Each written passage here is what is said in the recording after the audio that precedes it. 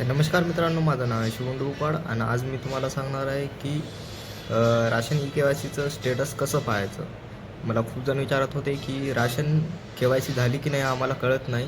तर मी आज तुम्हाला सांगणार आहे की राशन के-वाय-सीचं स्टेटस कसं बघायचं की के-वाय-सी झालेली आहे की नाही. तर चला जाऊया आपल्या मोबाईलच्या होम स्क्रीनवरती.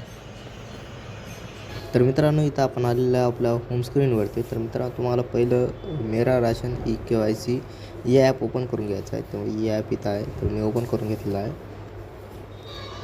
त्याच्यानंतर मित्रांनो, तुम्हाला इथं तुमचं स्टेट निवडायचं आहे. तर मी इथं माझं स्टेट निवडलं. त्याच्यानंतर व्हेरीफाय लोकेशनवरती क्लिक करून त्याच्यानंतर तुम्हाला इथं तुमचा आधार नंबर टाकायचा आहे. तर मित्रांनो, मी इथं आधार नंबर टाकून घेतलेला आहे. त्याच्यानंतर तुम्हाला जनरेट OTPवरती क्लिक करायचं आहे. जनरेट OTPवरती क्लिक केल्यानंतर तुम्हाला एक OTP येईल. OTP तुम्हाला इथं टाकून घ्यायचा आहे. तर मित्रांनो, हे पाहू शकता मला इथं OTP आलेला आहे. तर मी माझं इथं OTP टाकून घ्यायचा. त्याच्यानंतर मित्रांनो, तुम्हाला इथं कॅप्चा टाकून घ्यायचा आहे.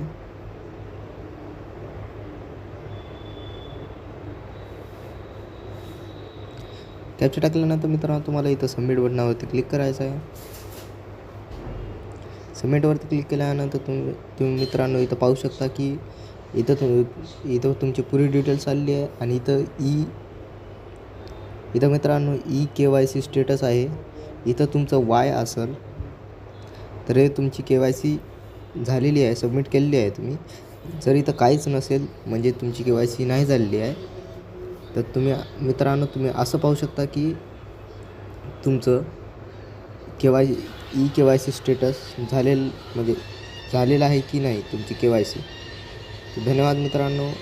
अशाच महत्त्वपूर्ण कॉन्टेंटसाठी आपल्या चॅनलला सबस्क्राईब करा, लाईक करा आणि शेअर करा. धन्यवाद.